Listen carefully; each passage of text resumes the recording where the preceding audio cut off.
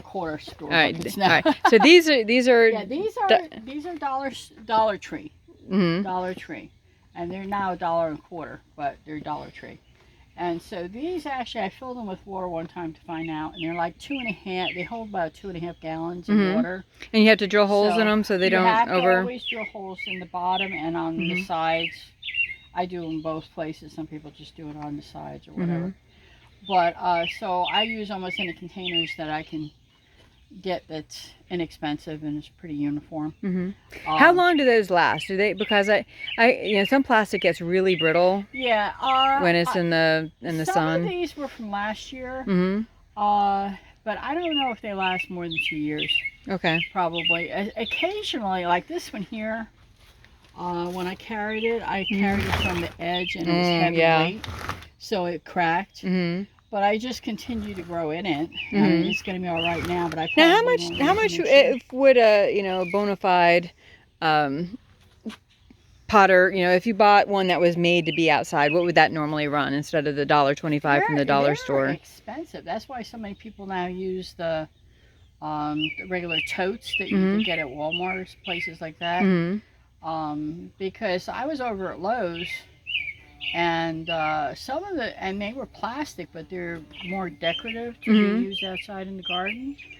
And I couldn't believe, because the cheapest ones were like about $15. Oh my goodness. $29, $35. For how big?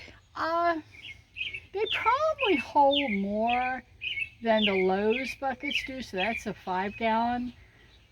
But not much bigger. Really. But these are 2.5 gallons. So but these are 2.5 gallons. If you got a 2.5 gallon that was made to be outdoors, what would? Well, I really didn't check on that, but I would say probably at least around $10. Okay. Yeah. So if you can get a couple of seasons out of this, that's a good way to get started.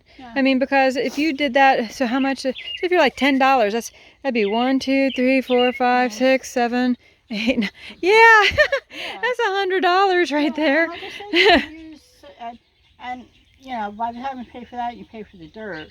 That's why when we were in the front, you know, a lot of people just get, you know, potting soil or expensive soil.